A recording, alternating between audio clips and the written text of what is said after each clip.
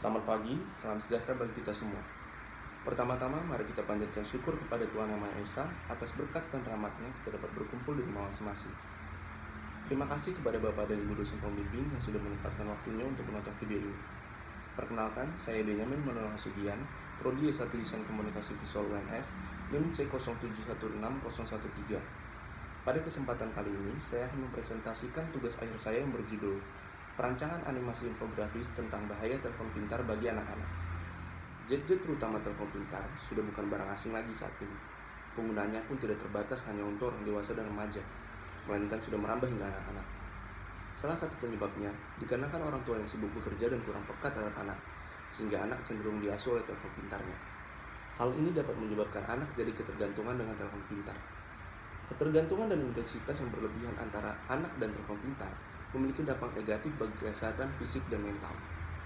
Sebagai upaya mengatasi permasalahan tersebut, diperlukan suatu komunikasi khususnya kepada orang tua agar lebih memperhatikan bagaimana anak-anak mereka berinteraksi dengan telepon pintar. Animasi infografis merupakan media komunikasi visual yang mudah dicerna dan dipahami karena menarik dari segi audio dan visual.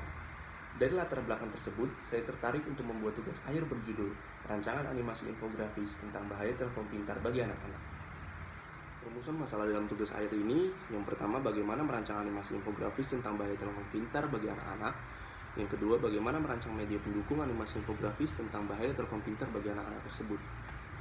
Tujuannya, untuk merancang animasi infografis tentang bahaya telepon pintar bagi anak-anak. Yang kedua, untuk merancang media pendukung animasi infografis tentang bahaya telepon pintar bagi anak-anak tersebut. Kerangka pikir dalam tugas akhir ini, yang pertama itu menentukan objek riset, yaitu bahaya telepon pintar, lalu mengumpulkan data, survei dari lembaga riset, studi literatur, dan observasi. Kemudian hasil kumpulan data tersebut diriset kembali dan dianalisis untuk diambil pokok-pokoknya. Kemudian saya merancang konsep visual yang akan saya ujikan ke target audience. Jika feedbacknya negatif, kembali lagi ke proses riset dan analisis. Jika feedbacknya positif, saya sebagai kontributor di kafe akan membuat visualisasi karya, yaitu berupa video animasi infografis sebagai solusi atas permasalahan yang sedang terjadi. Metode yang digunakan adalah metode kualitatif dengan objek bahaya telepon pintar, subjeknya anak usia 7-12 tahun, sasarannya adalah orang tua dan anak usia 7-12 tahun, dengan lokasi SD di daerah Surakarta. Data primer didapat dari hasil survei dari lembaga riset terhadap telepon pintar bagi anak usia 7-12 tahun. Data sekunder didapat dari referensi jurnal dan teori para ahli. Perancangan secara umum dapat diartikan sebagai proses pemikiran, penggambaran rencana atau strategi yang akan digunakan untuk membuat alternatif pemecahan masalah. Dan menurut Isaac Herlow, animasi secara tradisional dapat diartikan seni bergerak yang diekspresikan dengan beberapa gambar yang sebenarnya tidak direkam secara langsung. Dalam animasi, ilusi gerak diperoleh dengan menampilkan banyak gambar dengan cepat secara berurutan. Infografis atau bahasa Inggrisnya infographic adalah singkatan dari information and graphic, adalah suatu teknik penyampaian informasi dengan grafis atau gambar agar lebih menarik dan lebih mudah dicerna oleh audiens. Ada 3 jenis infografis.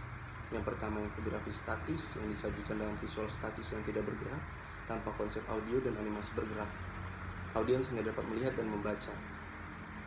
Lalu yang kedua adalah infografis animasi yang disajikan dalam visual animasi bergerak dengan konsep audio visual yang memperkuat informasi atau pesan yang disampaikan.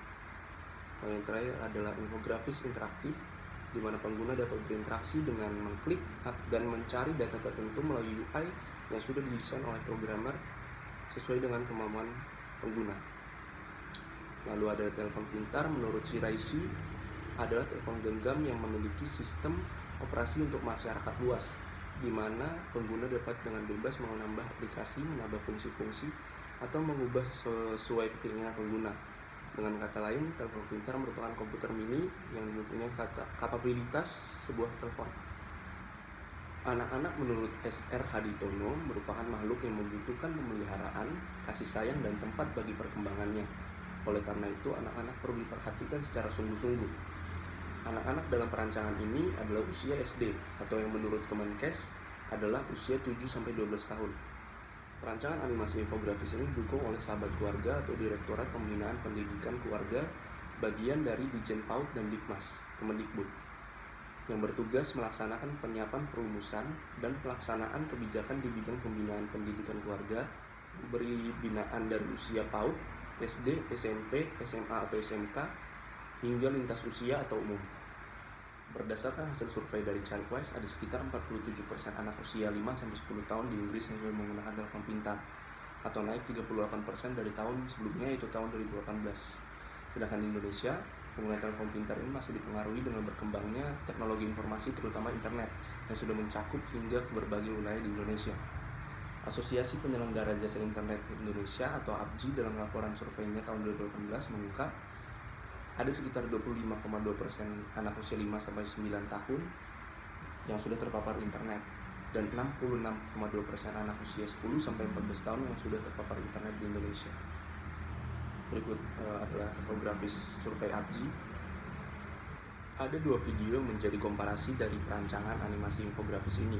Yang pertama adalah akibat main HP terlalu banyak, carpal tunnel syndrome, dan yang kedua adalah Oke Google, apa penyebab anak kecanduan gadget. Oleh menjadi kekuatan dari video carpal tunnel syndrome itu fokus dengan permasalahan tentang kerusakan saraf tangan akibat terlalu banyak bermain telepon genggam. Sedangkan di video Oke Google itu menyajikan informasi tentang penyebab anak kecanduan gadget. Sedangkan dalam video bahaya telepon pintar yang akan saya rancang, itu menyajikan bahaya-bahaya telepon pintar bagi anak dengan bahasa sederhana dan penyampaian yang bercerita sudut pandang orang pertama. Kelemahannya dari yang video pertama ini, banyak kalimat asing yang sulit dipahami dan bersifat satu arah. Lalu di video yang kedua itu ada banyak objek yang direpetisi, jadi terkesan membosankan. Lalu di kelemahan yang bahaya telepon pintar ini, bahasanya terlalu luas, mencakup dampak fisik dan psikologi, sehingga tidak bisa sangat mendetail. Lalu peluang dari video pertama itu, kurangnya pengetahuan tentang carpal tunnel syndrome itu sendiri. Di video yang kedua ini, kurangnya pengetahuan tentang penyebab anak kecanduan gadget. Di video yang terakhir, kurangnya kesadaran tentang bahaya telepon pintar bagi anak-anak. Animasi infografis juga menjadi tren baru di lingkungan pasar Indonesia.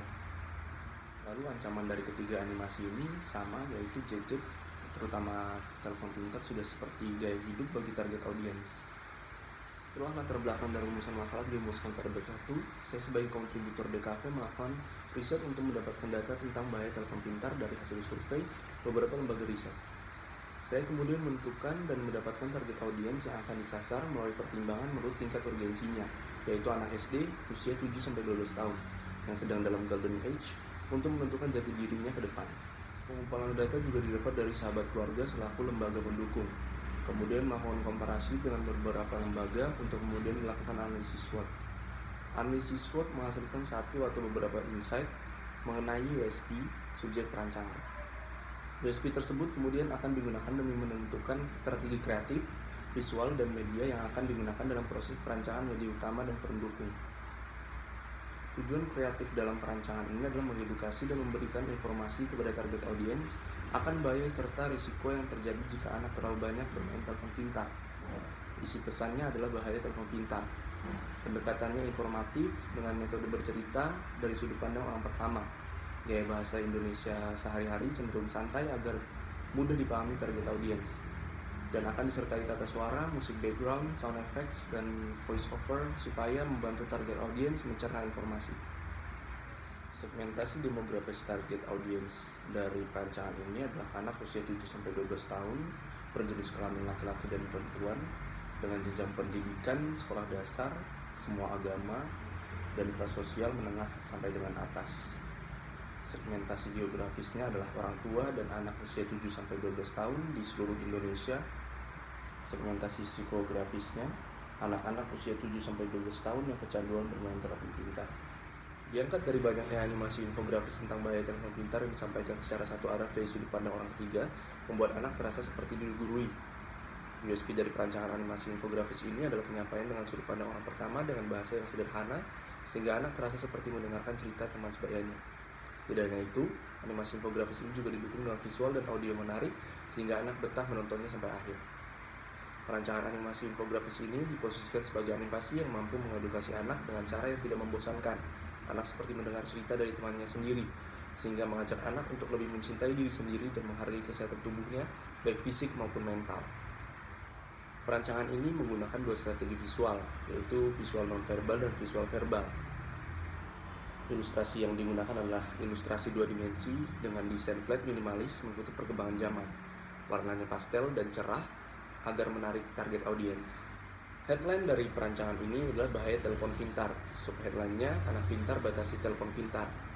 Berdasarkan pertimbangan dari analisis SWOT, konsep kreatif, strategi kreatif, serta target audiens sebelumnya, maka dipilihlah media utama animasi infografis karena mampu menyampaikan pesan dengan optimal, menarik bagi target audiens, dan menjadi tren baru di lingkungan pasar Indonesia dengan storyline sebagai berikut.